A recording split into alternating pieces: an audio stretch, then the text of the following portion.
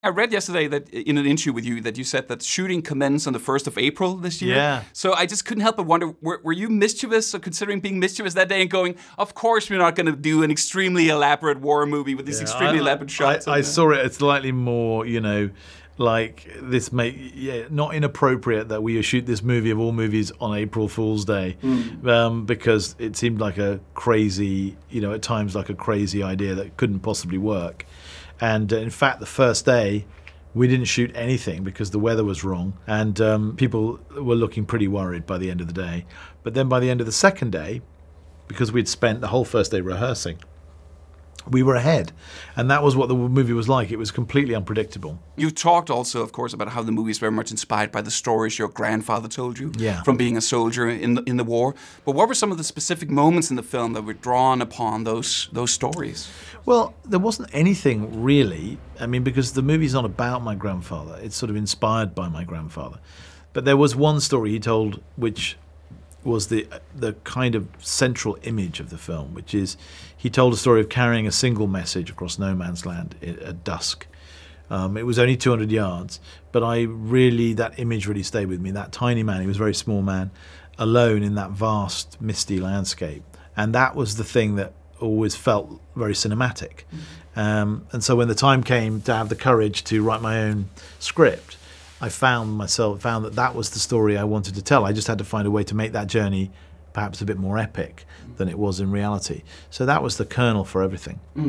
I mean, visually, just like all your movies, I feel it's so amazingly beautiful, stunningly crafted. And I've always felt it so interesting to me because, of course, you very much come from the world of theater. And I have to choose my words carefully. Of course, theater can be a very much aesthetic experience, but still going directly into the world of movies, the work you did with Conrad Hall, I mean, on American Beauty, Road to Perdition. Yeah. All your films have been so beautiful. So I can't help but wonder, where does your visual sensibility stem from?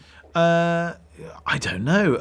I certainly have always loved the work of great cinematographers and the great stage designers, you know, and for me it's always been a very important thing that you don't sacrifice the epic and the visual to the personal, but at the same time try not to sacrifice the personal just to the visual.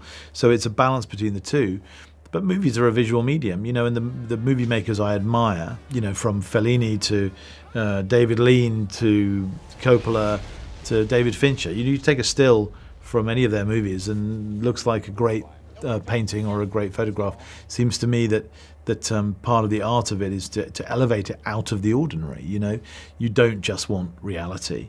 Movies thrive on the epic and the mythic, and that's what you're striving for the whole time, to try and find a way to express things on a grander scale and to elevate them somehow, even in moments of horror, that somehow these things sear themselves into your brain, so you remember them and you carry them with you afterwards. That's what you're trying to achieve. Whether you do or not, who knows? But that's what you're looking for all the time. And now we touched upon the visuals, but I'd love to hear, because your collaborations with Thomas Newman have yielded so many amazing scores.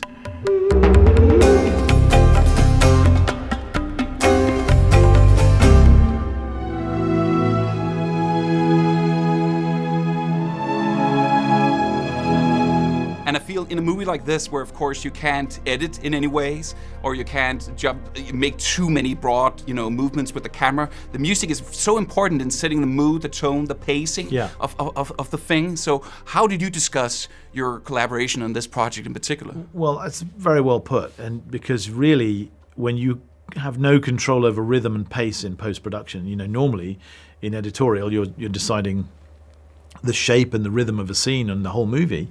But here we had to have it, and there's nothing I could do about it. I couldn't speed things up because we were stuck.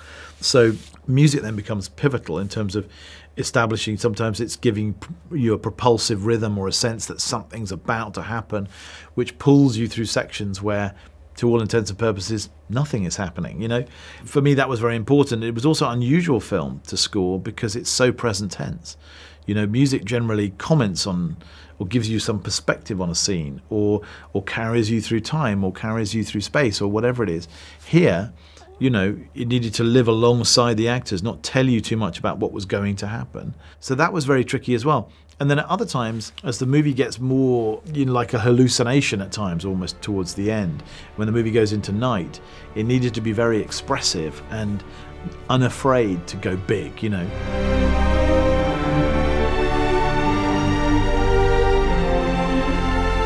And it's a big orchestral score, not necessarily at the times you would expect it to be. And in that regard, it's I think a really original piece of composition, and I think it's one of his best scores.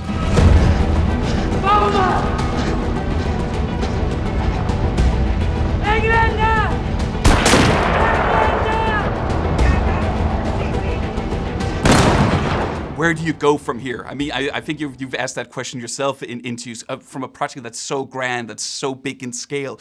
What do you want to do next?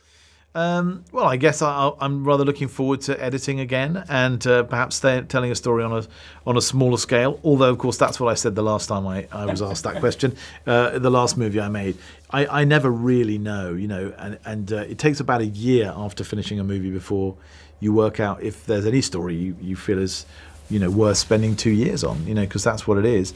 I'll probably go back and do a play and you know, and enjoy sleep again.